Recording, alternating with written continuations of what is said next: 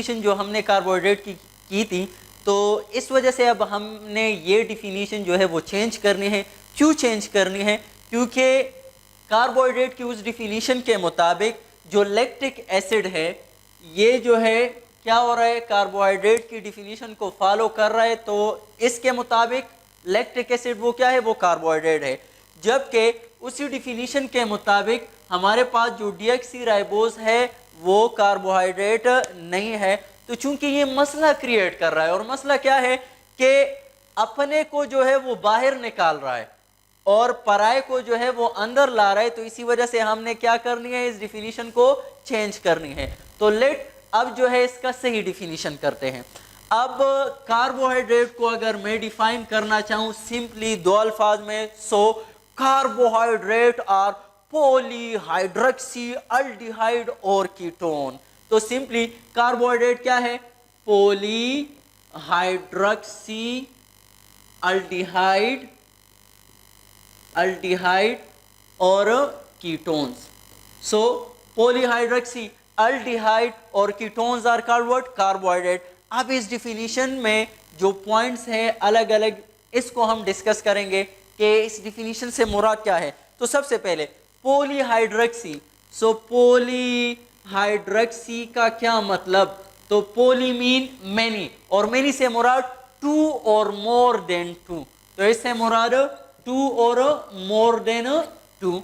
अच्छा, और polyhydroxy, poly से मुराद टू और मोर देन टू, और हाइड्रोक्सी से मुराद more than two OH group. तो पॉली मीन टू और मोर देन टू, हाइड्रोक्सी से मुराद OH। So it's mean polyhydroxy mean two और मोर देन टू OH। अच्छा, दूसरे उस पर गौर करते हैं, अल्डिहाइड और कीटोन। तो अल्डिहाइड और कीटोन, अल्डिहाइड क्या है, कीटोन क्या है, ये समझा देता हूं, लेकिन इस डिफिनीशन की तरफ आते हैं। और इसमें क्या है कि जब भी अल्डिहाइड या कीटोन के साथ दो या दो से ज्यादा OH ग्रुप होंगे तो वो क्या कहलाएगा, कार्बोहाइड्रेट कहलाएगा। तो अब देखते हैं कि अल्डिहाइड क्या है और कीटोन क्या है। तो सबसे पहले अल्डिहाइड।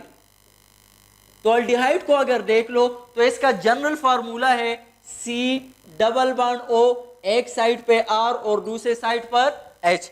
इसी तरह जो है कीटोन, तो कीटोन में क्या है, कीटोन्स में यही C डबल बॉन्ड O, एक साइड पे भी R और दूसरे साइड पे भी R। This is what, ketone. तो जब भी इस स्ट्रक्चर के साथ या इस स्ट्रक्चर के साथ दो या दो से ज्यादा OH ग्रुप अटैच होंगे तो वो क्या कहलाते हैं, कार्बोहाइड्रेट कहलाते हैं। अब मींस कार्बोहाइड्रेट हमारे पास दो किस्म के होंगे, या तो उसमें एल्डिहाइड फंक्शनल ग्रुप होगा, तो जिन कार्बोहाइड्रेट में एल्डिहाइड फंक्शनल ग्रुप है उसको हम कहते हैं अल्डोज, और जिन में कीटोन फंक्शनल ग्रुप होगा उसको हम कहेंगे कीटोस। अच्छा, अब पहचानेंगे हम कैसे, क्योंकि R बाज में सिंपल बाज में कॉम्प्लेक्स, उसकी वजह से हम नहीं पहचान पाएंगे, लेकिन आसान सा कैसे पता, हम किस तरह डिफरेंशिएट करेंगे कि आइदर ये अल्डोज है या ये जो है कीटोज है। तो इसके लिए आसान सा जो है आपको एक स्टेप बता दूं। जब भी हम देखेंगे अल्डिहाइड को तो याद रखना अल्डिहाइड में जो कार्बोनिल ग्रुप होगा, अल्डिहाइड में जो हमारे पास कार्बोनिल ग्रुप है, तो हमेशा के लिए याद रखना the carbonyl group will be present at a side of carbon chain. तो अगर कार्बोनिल ग्रुप एक साइड ऑफ कार्बन चेन में मौजूद है, साइड ऑफ कार्बन चेन के मौजूद है, तो उसको हम कहेंगे अल्डोज। लाइक फॉर एग्जांपल मैं यहाँ पे क्लियर कर दूं, लेट सपोज 1 2 3 4 और कार्बोनिल ग्रुप, यहाँ पे हमारे पास एक साइड ऑफ कार्बन या एक एंड ऑफ कार्बन चेन मौजूद है, तो ये क्या होगा, आंखें बंद करके आपने बस इसको कहना है कि ये क्या है, अल्डिहाइड वाला कार्बोहाइड्रेट है, मतलब अल्डोज है। अच्छा, कीटोन का हम किस तरह जो है वो पता लगाएंगे, तो अल्डिहाइड का तो आसान हो गया कि जब भी हमारे पास कार्बन चेन के एक साइड पर कार्बोनिल ग्रुप अटैच होगा तो वो होगा अल्डिहाइड, अल्डोज वाला। और कीटोन का हम कैसे पता लगाएंगे, तो याद रखना कीटोन में जो कार्बोनिल ग्रुप होगा वो कार्बन चेन के दरमियान में कहीं पे होगा। तो अगर carbonyl group is present in between carbon chain, then it will be ketose. Like for example मैं यहाँ पे 1 2 3 4, तो अगर कार्बोनिल ग्रुप कहीं पे दरमियान में मौजूद है तो वो क्या होगा, कीटोज होगा। तो आसान सा अल्डिहाइड और कीटोन को आइडेंटिफाई करना आसान है। अगर कार्बोनिल ग्रुप कार्बन चेन के साइड पर मौजूद है, एक एंड पर मौजूद है, तो वो हमारे पास क्या होगा, अल्डोस होगा। और अगर हमारे पास कार्बोनिल ग्रुप कहीं पे कार्बन चेन के इन बिटवीन मौजूद है तो वो क्या होगा, कीटोज होगा। यही पॉइंट आपने याद रखना है क्योंकि इसके बाद में स्ट्रक्चर ड्रा करूंगा और उसके लिए जो है ये पॉइंट बहुत ज़रूरी है। अच्छा, नेक्स्ट अब कार्बोहाइड्रेट की डिफिनीशन क्लियर हो गई कि उसमें हमारे पास क्या है, कार्बोहाइड्रेट और पॉलीहाइड्रोक्सी अल्डिहाइड और कीटोन। लैक्टिक एसिड को ज़रा देख लें तो लैक्टिक एसिड का फार्मूला कहीं ऐसा तो नहीं कि लैक्टिक एसिड अब इसमें भी जो है टांग ला रहा है। तो अब यहाँ पे ज़रा देख लेते हैं लैक्टिक एसिड C3H6O3। हाँ, उस फार्मूले को, उस डिफिनीशन को तो गलत कर दिया, आया इसको तो गलत नहीं कर रहा, इसके स्ट्रक्चर को देख लेते हैं।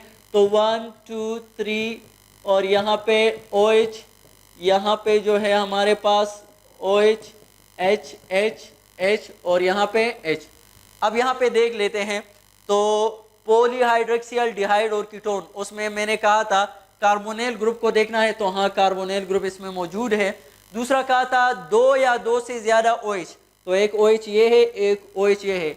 इट्स मीन के यहाँ पे भी ये मसला क्रिएट कर रहा है, लेकिन परेशान होने की ज़रूरत नहीं। यहाँ पे जो है ये मसला क्रिएट, इस डिफिनीशन में ये मसला क्रिएट नहीं कर सकता। क्यों?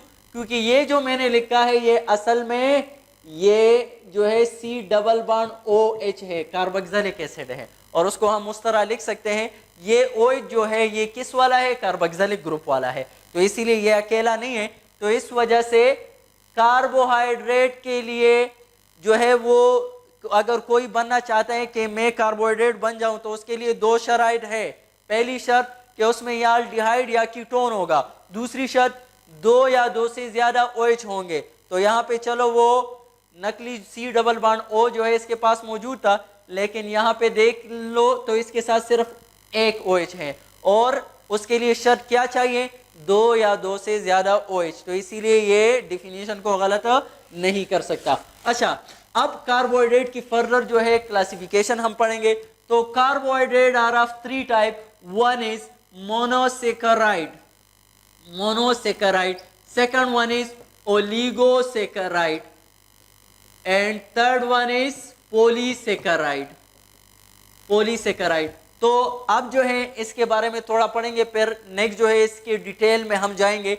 तो सबसे पहले monosaccharide, all those carbohydrate which are made up of only one sugar unit are called what, monosaccharide। तो ये 1 sugar unit से बने होंगे। while all those carbohydrate which are made up of 2 to 10 sugar unit are called what, oligosaccharide।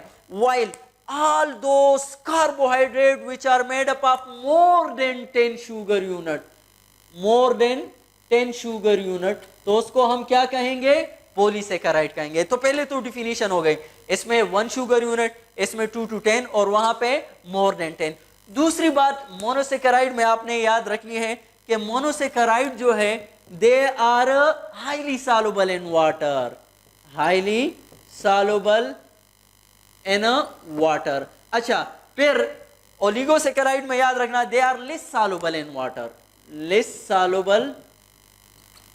Water, अच्छा, और polysaccharide के बारे में याद रखना they are insoluble in water, ये सॉल्युबल नहीं है। अच्छा, तीसरी बात आपने जो है मोनोसेकेराइड के बारे में याद रखनी है कि दे आर स्वीट, ये हमारे पास क्या होते हैं, स्वीट होते हैं, और ये जो है लिस स्वीट होते हैं एज कंपेयर टू मोनोसेकेराइड।